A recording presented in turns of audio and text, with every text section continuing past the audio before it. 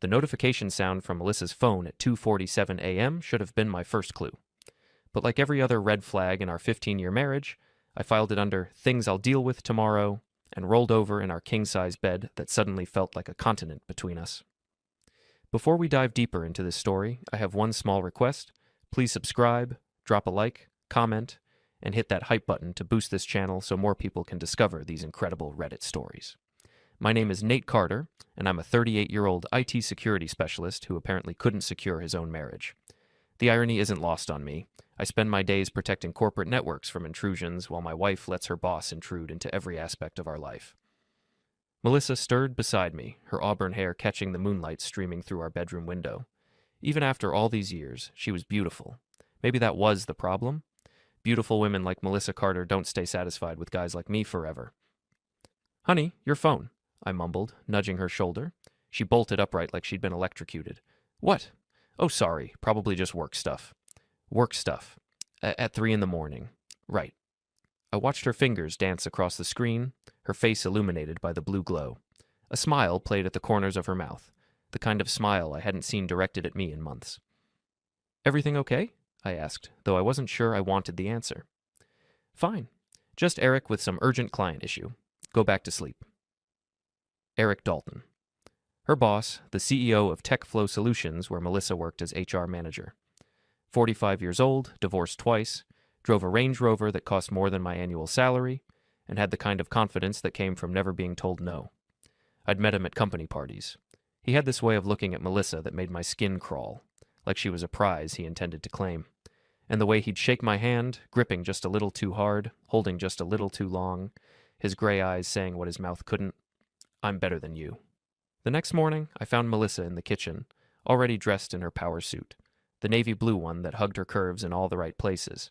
She was making coffee with the efficiency of someone who had somewhere important to be. "Morning," I said, kissing her cheek. She smelled like expensive perfume, not the drugstore stuff she usually wore. "Morning. I'm running late. Eric wants me in early for that Johnson contract meeting." "On Saturday?" She paused, coffee mug halfway to her lips. "It's an important client, Nate. You know how these things work?" Actually, I didn't. In my line of work, emergencies happen during business hours, or they waited until Monday. But I nodded anyway, playing the understanding husband. "What time will you be home?" "Not sure. Could be late. Don't wait up." After she left, I sat at our kitchen table, staring at the ring of coffee her mug had left on the wood. 15 years of marriage, 2 beautiful daughters, a mortgage we were actually ahead on, and suddenly I felt like a stranger in my own life. My phone buzzed. A text from my best friend Javier. "Jim? Need to work off last night's pizza." Javier Morales taught high school PE and had been my workout partner for the past 5 years. He was the kind of friend who'd help you move a body without asking questions, though hopefully it would never come to that. At the gym, I found myself distracted, nearly dropping a 40-pound dumbbell on my foot. "Dude, what's wrong with you today?" Javier asked, spotting me on the bench press. "Nothing. Just tired." "Bullshit. You've got that look." "What look?" "The same look my dad had right before he caught my mom cheating with the mailman." I sat up, wiping sweat from my forehead. "Melissa's not cheating." "I didn't say she was. But you're thinking it, aren't you?" The thing about Javier was his annoying habit of being right. We'd been friends since college, and he could read me like a playbook. "She's been working late. A lot. And there's this boss of hers. The Range Rover guy. You remember him? Hard to forget. Looked at your wife like she was dessert, and you were the diet he was about to break." That evening, I picked up our daughters from my mother-in-law's house. Sophie, 12, was all legs and attitude, while 7-year-old Emma still thought I hung the moon. They were the best parts of Melissa and me, and the thought of anything happening to our family made my chest tight. "Where's Mom?" Emma asked as I buckled her into her car seat. "Working, sweetheart. She'll be home later." "She's always working now," Sophie said from the front seat, her tone carrying more wisdom than a 12-year-old should possess. At home, I made dinner. Spaghetti and meatballs, the girls' favorite. We ate in the dining room, the empty chair at the head of the table looming like an accusation. After putting the girls to bed, I found myself in our home office, staring at Melissa's laptop. She'd left it open, which was unusual. Melissa was normally paranoid about her work computer, always logging out, always closing it. The rationale part of my brain said to close it and walk away. The suspicious husband part said to take a look. I took a look. Her email was still opened, and there, in her sent folder, was a message to Eric from 2 hours ago. Can't wait to see you tomorrow. Tonight was incredible. M. My hands shook as I scrolled through more messages. They went back months. Intimate messages. Planning meetings that weren't meetings. Hotel reservations. And then I found the folder. Hidden in her documents, labeled Project Files, were videos. Videos of my wife with Eric Dalton in what looked like a hotel room. The timestamp showed they were from this afternoon, while I was at the gym, while our daughters were at their grandmother's house. The last video had a message attached. For when you're ready to see what you've been missing, what you could never give me. M. I slammed the laptop shut, my heart hammering against my ribs. The woman I'd loved for 15 years, the mother of my children, had not only betrayed me, but documented it, planned it, savored it. I poured myself 3 fingers of bourbon and sat in my living room, staring at family photos on the mantel. Melissa and me on our wedding day. The girls' first steps, Christmas mornings, vacations to the beach. All of it felt like evidence from someone else's life. When Melissa came home at midnight, I was still sitting in the dark. Nate, why are you up? I turned on the lamp beside my chair. She looked beautiful, glowing even, satisfied in a way I hadn't seen in years. How was your meeting? Long. Productive. Eric sends his regards. I'll bet he does. Something in my tone made her pause. What's that supposed to mean? Nothing, just that Eric seems very invested in your work. She kicked off her heels and sat on the couch across from me. He's a good boss, Nate. He appreciates what I bring to the company. I'm sure he does. We stared at each other across the coffee table that suddenly felt like a chasm. I could confront her now, lay out everything I'd found, demand explanations, but something held me back. Maybe it was pride, maybe it was strategy, or maybe it was the realization that I didn't want to hear her confirm what I already knew. I'm going to bed, she said finally. I'll be up in a minute. But I wouldn't be. I'd sit in that chair until dawn, drinking bourbon and planning what came next. Because if 15 years of marriage had taught me anything, it was that Melissa always underestimated me. That was about to be her biggest mistake. Monday morning brought rain and the kind of gray sky that matched my mood perfectly.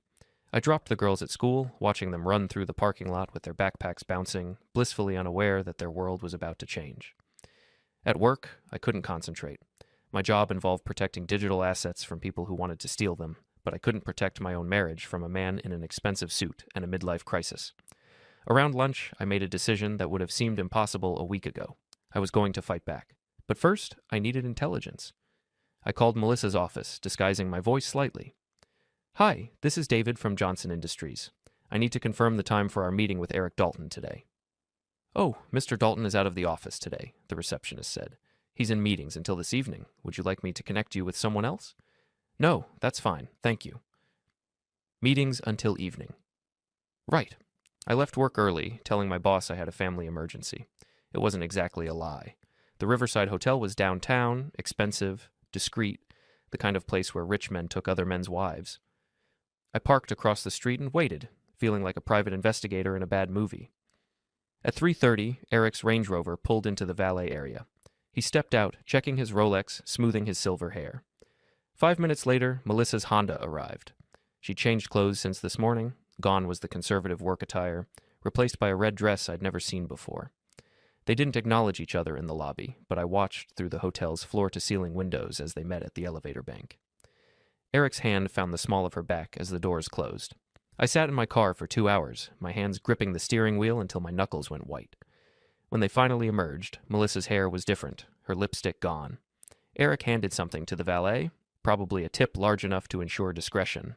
That night, Melissa came home with Chinese takeout and a story about working through lunch.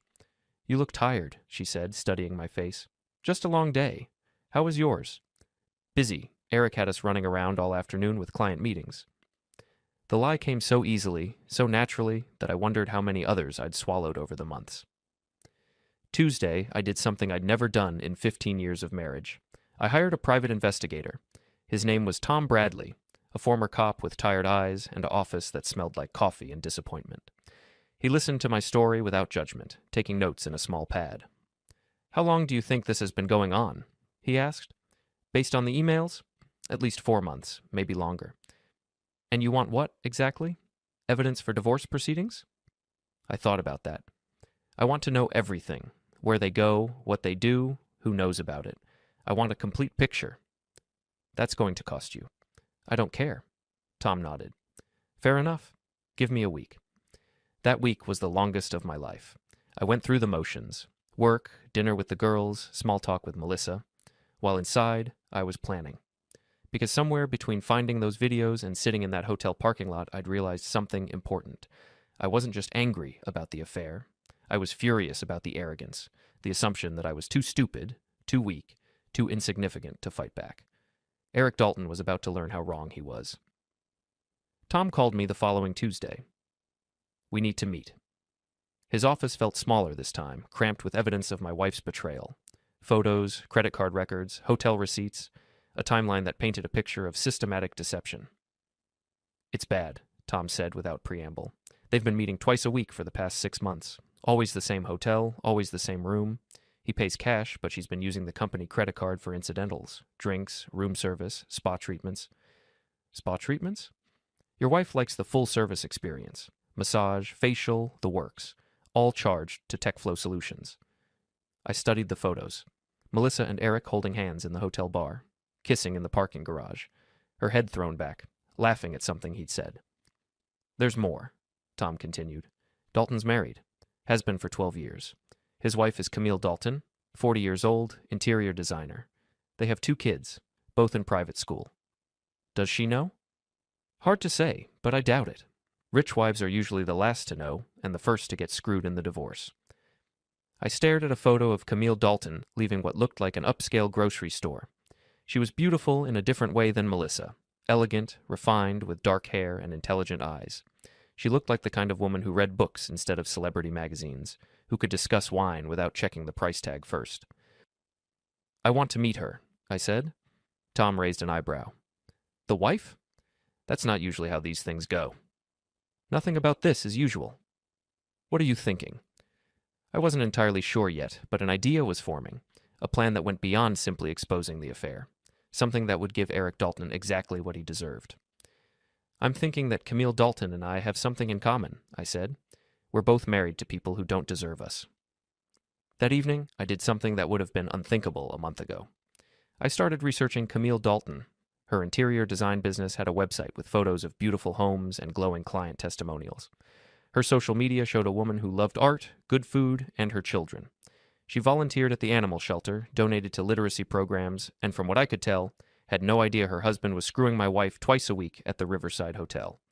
The plan that had been forming in my mind began to crystallize. Eric Dalton thought he could take whatever he wanted without consequences. He'd stolen my wife, disrupted my family, and assumed I'd simply roll over and accept it. He was wrong. But I wasn't going to destroy him with lawyers or confrontations or public scenes. I was going to do something much worse. I was going to make him understand what it felt like to lose something precious, and I was going to use his own wife to do it. Finding an excuse to meet Camille Dalton turned out to be easier than I'd expected. Her daughter attended the same private school as several of my coworkers' kids, and she volunteered for their annual fundraiser. I signed up to help with the silent auction, something I'd never done before, but that Melissa was too busy with her work meetings to question. The fundraiser planning meeting was held at the school on a Thursday evening. I arrived early, nervous in a way I hadn't felt since my first job interview. Camille was already there, arranging papers at a table near the front of the classroom. She was even more striking in person. Where Melissa was all curves and obvious hot, Camille had a subtle elegance that drew the eye without demanding it. She wore a simple black dress and pearl earrings, her dark hair pulled back in a way that somehow looked both casual and sophisticated. You must be Nate Carter, she said, looking up as I approached. I'm Camille Dalton. Thank you so much for volunteering. Her handshake was firm, her smile genuine. No recognition of my name, no awareness that her husband was currently destroying my marriage. Happy to help, I said. Though I should warn you, I'm completely new at this fundraising thing. Don't worry. Most of it is just organized chaos anyway. Over the next 2 hours, I watched her work. She was clearly intelligent, managing a room full of Type A parents with the skill of a diplomat. When Mrs. Henderson complained about the auction categories, Camille listened patiently and found a compromise. When the catering coordinator called with a crisis, she solved it with 3 phone calls and a smile. You're good at this, I told her as we packed up the leftover materials. Years of practice. Between Eric's business events and the kids' activities, I've become a professional volunteer. There was something in her tone when she mentioned Eric's name. Not quite bitterness, but a kind of resignation that I recognized from my own voice when I talked about Melissa. Your husband's in tech, right? My wife works for a tech company, too, Tech Flow Solutions. Oh, you're Melissa's husband. For just a moment, something flickered across her face. Surprise? Discomfort? It was gone too quickly to interpret. Eric mentions her sometimes, says she's very dedicated to her work. The way she said dedicated made my stomach clench. Did she know? Was this some kind of test? She certainly puts in the hours, I said carefully. Yes, well, the tech industry demands a lot from people. We finished packing in silence, but I could feel her watching me. As we walked to the parking lot, she stopped beside a silver Mercedes. Nate, can I ask you something? Sure. Are you happy? The question caught me off guard. I'm sorry. It's just, you seem like a nice man, but you look like someone who's carrying a heavy burden. I stared at her, this woman whose husband was systematically destroying my life, and felt something crack inside my chest. Some days are harder than others, I said finally. She nodded slowly. I understand that feeling. We stood there in the parking lot, two people married to other people, sharing a moment of recognition that felt more intimate than anything I'd experienced with Melissa in months. I should go, I said. My girls are waiting for me. Of course. And Nate, if you ever need someone to talk to, someone who might understand, you have my number now. I drove home in a daze, Camille's words echoing in my head. Had she been offering friendship? Something more? Or was I reading too much into the conversation of a lonely woman whose husband was never home? At home, I found Melissa in the kitchen, still in her work clothes, reheating leftover pizza. How was the fundraiser meeting? She asked without looking up. Fine. Met some interesting people. Anyone I know? Camille Dalton, Eric's wife. Melissa's hand froze on the microwave door. Oh, what's she like? Nice. Intelligent. Seems like the kind of person who deserves better than she's getting. Melissa turned to face me, her eyes sharp. What's that supposed to mean? Nothing specific, just an observation. We stared at each other across the kitchen island, and I could see her mind working, trying to figure out if I knew something or was just making conversation. Eric speaks very highly of her, she said finally. I'm sure he does. That night, after Melissa fell asleep, I lay in bed thinking about Camille's question. Was I happy? The answer was complicated. I'd been happy once, or thought I had been, but now I couldn't tell if that happiness had been real or just the absence of knowledge about what I was missing. What I did know was that I felt more alive after 2 hours with Camille Dalton than I had in months with my own wife. And that realization scared me more than anything else that had happened. The next morning, I made a decision.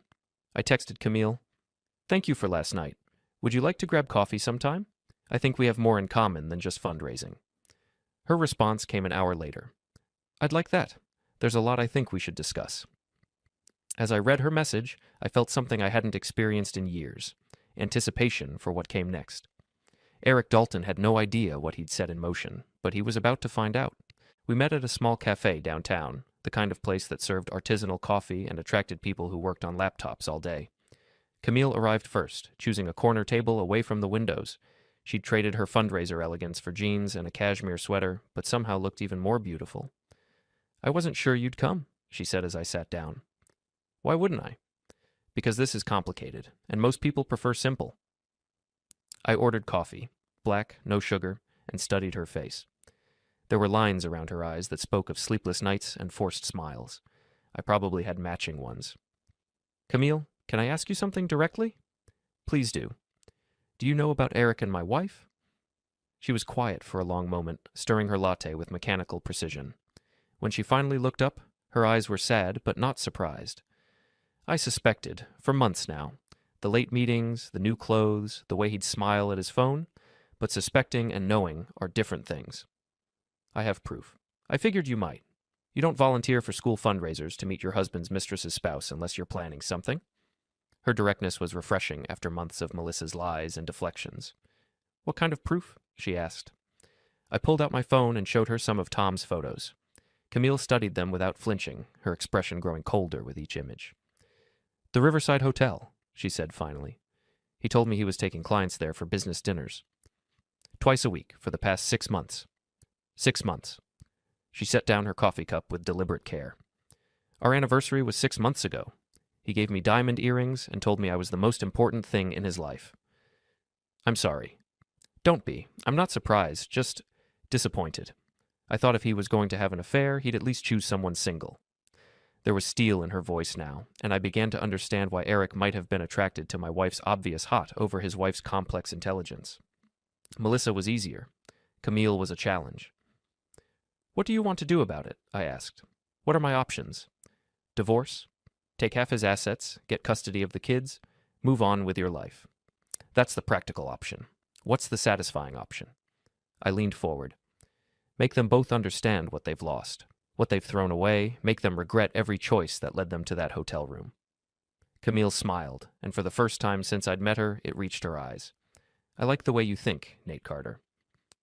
Over the next hour, we outlined a plan. Nothing illegal, nothing that would hurt our children, but something that would give Eric and Melissa a taste of their own medicine. The company Christmas party is next month, Camille said. Eric always makes a big show of it, invites all his major clients, uses it to network and show off. Melissa's been shopping for a dress for weeks. Perfect. That's our stage. We agreed to meet again the following week to refine the details. As we prepared to leave, Camille touched my arm. Nate, I need you to understand something. I'm not looking for a rebound or a revenge affair. I'm looking for justice. What's the difference? Justice means they lose something real, something that matters. A rebound just makes us feel better temporarily. I thought about that as I drove home. Camille was right. I didn't want to become like Eric and Melissa, sneaking around and lying. I wanted something more meaningful. I wanted them to understand what they'd destroyed. That weekend, Melissa announced she was going shopping with her girlfriends, Stacy and Heather, two women who'd always treated me like an accessory to their friend rather than a person worth knowing. Don't wait up, she said, kissing my cheek. Oh, we might make a night of it. After she left, I called Javier. Want to take the girls to the zoo? I asked. I need to get out of the house. Everything okay? Getting better, actually. I'll explain later. The zoo was crowded, full of families enjoying the weekend. Sophie and Emma ran ahead to the monkey exhibit while Javier and I walked behind, keeping them in sight. You look different, Javier said. Different how? Less defeated, like you've got a plan. Maybe I do. Want to share? I told him about Camille, about our coffee meeting, about the beginnings of our plan. Javier listened without judgment, occasionally nodding or asking clarifying questions.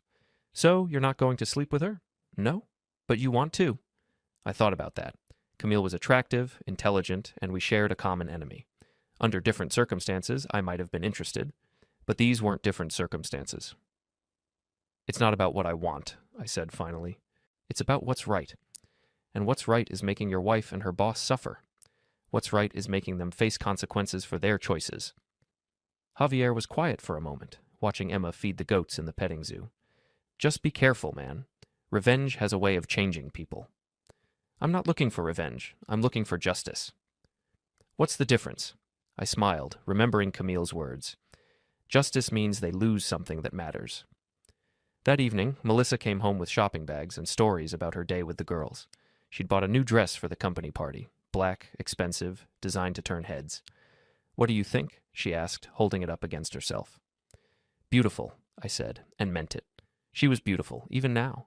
That's what made her betrayal so much worse. Eric's really excited about this party.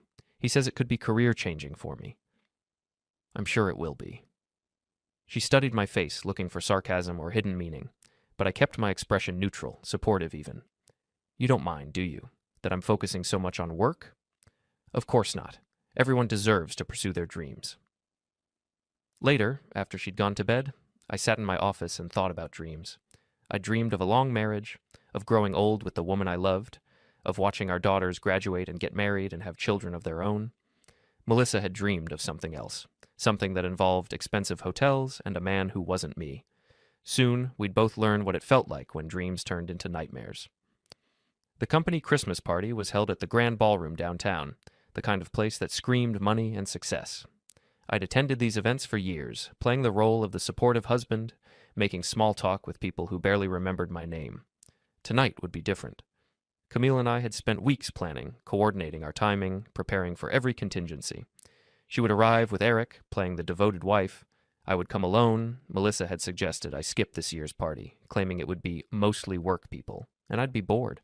I wasn't bored, I was focused. The ballroom was decorated in gold and silver, with a jazz band playing softly in the corner. I spotted Eric immediately. He was holding court near the bar, his silver hair gleaming under the chandeliers, his laugh carrying across the room. Melissa stood beside him in her new black dress, looking radiant and confident. They stood closer than a boss and employee should, their body language screaming intimacy to anyone who cared to look. But nobody was looking, because Eric Dalton was rich and powerful, and rich, powerful men got to make their own rules. Until tonight. I made my way through the crowd, accepting champagne from a passing waiter, nodding to colleagues from other companies. Near the silent auction tables, I found Camille. She was stunning in a deep blue dress that complemented her dark hair. But more than that, she radiated a quiet confidence that drew people to her. I watched as she chatted with other guests, her smile genuine, her manner warm but reserved. "Nate," she said when she saw me, "I'm so glad you could make it." "Wouldn't miss it. You look beautiful, by the way." "Thank you. Are you ready for this?" "Are you?" She glanced across the room at her husband, who was now whispering something in Melissa's ear that made her laugh and touch his arm. "I've been ready for months," she said. The first phase of our plan was simple: be seen together. We moved through the party as a pair, talking to other guests, laughing at each other's jokes, creating the impression of two people enjoying each other's company. It didn't take long for people to notice. "Isn't that Eric Dalton's wife?" I heard someone whisper. "Who's she with?" "I think that's Melissa Carter's husband." Interesting. By the time dinner was served, the whispers had reached a critical mass. I could see Melissa across the room, her eyes finding me repeatedly, her expression growing more confused and concerned with each glance. Eric, meanwhile, seemed oblivious. He was too busy working the room, too confident in his own power to imagine that anyone would dare challenge him. That was about to change. During the dessert course, Eric stood to give his annual address. He thanked his employees, praised the company's growth, and made jokes that everyone laughed at, whether they were funny or not. "And I want to especially thank my incredible team," he said, his eyes finding Melissa in the crowd. "Particularly those who go above and beyond, who sacrifice their personal time, who demonstrate the kind of dedication that makes TechFlow Solutions the success it is today." The applause was polite but enthusiastic. Melissa glowed under the attention. That's when Camille stood up. "If I may," she said, her voice carrying clearly across the room. I'd like to add something to my husband's remarks." Eric's smile faltered slightly. This wasn't part of his script. "Of course, darling," he said, but I could hear the uncertainty in his voice. Camille walked to the front of the room with the grace of someone who belonged there. She took the microphone from Eric, her fingers brushing his briefly. "I want to talk about dedication," she said, her voice warm but with an edge that made the room go quiet. "About the sacrifices people make for their work, about the choices we make and the consequences that follow." I could see Melissa's face from across the room. She'd gone pale. "My husband speaks about employees who sacrifice their personal time," Camille continued. "But I think it's important to remember that when someone sacrifices their personal time, they're not just sacrificing their own, they're sacrificing their family's time, their spouse's time, their children's time." The room was completely silent now. Eric reached for the microphone, but Camille stepped away from him. "And sometimes," she said, her eyes finding Melissa in the crowd, "that sacrifice becomes something else entirely. Something that has nothing to do with work and everything to do with selfishness." "Camille," Eric said, his voice tight with warning. "I'm almost finished, darling." She turned back to the crowd.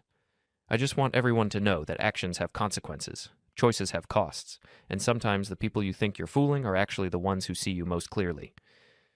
She handed the microphone back to Eric and returned to our table, her composure never wavering. The room erupted in confused murmurs and uncomfortable laughter. Eric tried to recover, making a joke about wives and their mysterious ways, but the damage was done. Everyone in that room knew they'd witnessed something significant, even if they weren't sure what. As the evening wound down, I found myself at the bar with Javier, who'd arrived late after coaching a basketball game. "Dude, what the hell happened?" he asked. "Everyone's talking about some speech Eric's wife gave." "Justice," I said simply. "And where does this leave you and Melissa?" I looked across the room where my wife was standing with her friends, their heads together in intense conversation. Stacy and Heather kept glancing in my direction, their expressions ranging from confusion to accusation. "That's up to her," I said. The ride home was silent. Melissa stared out the passenger window while I drove, the tension between us thick enough to cut. Finally she spoke. "What was that about tonight?" "What was what about?" Don't play dumb, Nate. You and Camille Dalton. The speech. All of it. I pulled into our driveway and turned off the engine. In the darkness of the garage, I could barely make out her face. I think you know what it was about. I don't know what you're implying, but I'm not implying anything, Melissa. I'm stating facts. You're having an affair with Eric Dalton. You have been for 6 months. And tonight, his wife and I decided to stop pretending we don't know. The silence stretched between us like a chasm. How long have you known? She asked finally. Long enough. Are you sleeping with her? No. But you want to. I thought about that question, really considered it. Did I want to sleep with Camille? She was beautiful, intelligent, and we shared something that felt deeper than physical attraction. What I want, I said finally, is for my wife to come home, to choose her family over her boss, to remember what we built together. Melissa was crying now, quiet tears that reflected the garage light. It's not that simple. It's exactly that simple. You choose us or you choose him, but you don't get to choose both. And if I choose him, then you lose everything else. We sat in the car for another few minutes, the weight of 15 years pressing down on us. Finally, Melissa got out and went into the house. I followed, but instead of going to our bedroom, I went to the guest room. For the first time in our marriage, we slept in separate beds, and for the first time in months, I slept peacefully. The divorce papers arrived on a Tuesday morning, delivered by a courier who looked apologetic about disrupting what appeared to be a normal suburban morning. Melissa had beaten me to it, filing first, claiming irreconcilable differences and asking for primary custody of the girls. I wasn't surprised. In fact, I'd been expecting it. What I hadn't expected was the phone call from Tom Bradley an hour later. We need to meet, he said. There's something you need to know about your wife's affair. His office felt different this time, charged with an urgency that made my skin prickle. Tom had spread documents across his desk like evidence at a crime scene. Your wife's been busy, he said without preamble. The affair with Dalton is just the beginning. What do you mean? She's been embezzling from the company. Small amounts at first, but it's escalated. Hotel rooms, expensive dinners, shopping trips, all charged to TechFlow's corporate accounts and buried in various expense reports. I stared at the papers, seeing Melissa's signature on credit card receipts, her initials on expense forms. Thousands of dollars in fraudulent charges, all to fund her affair with Eric. How much? Close to $50,000 over the past 8 months. And here's the interesting part. Eric's been signing off on all of it. He knows? He has to. These expenses cross his desk. Either he's complicit, or he's the most negligent CEO in Dallas. I thought about Eric's arrogance, his assumption that he was untouchable. He thinks he's protected because he's sleeping with her. Maybe, but embezzlement is a felony, regardless of who you're sleeping with. Tom handed me another set of documents. There's more. Your wife's been in contact with a divorce attorney for 3 months. She's been planning this, moving money around, preparing to leave you with as little as possible. The betrayal cut deeper than the affair had. Melissa hadn't just been unfaithful. She'd been systematically dismantling our life together while pretending to be a loving wife and mother. What are my options? You could turn this over to the police.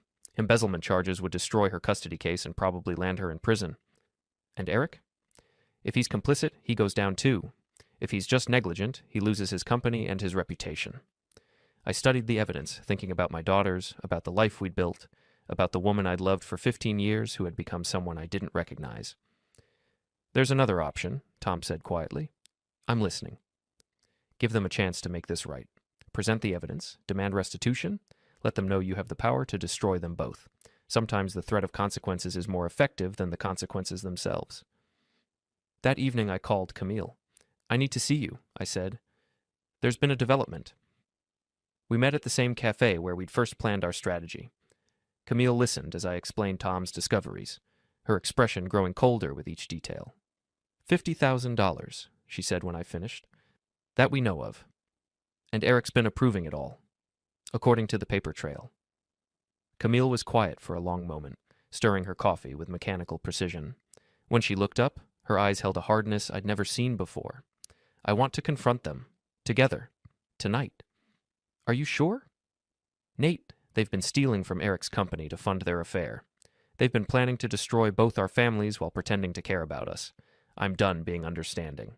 We drove to the Riverside Hotel in my car, the evidence folder on the seat between us. It was Thursday night, one of their regular meeting times, according to Tom's surveillance.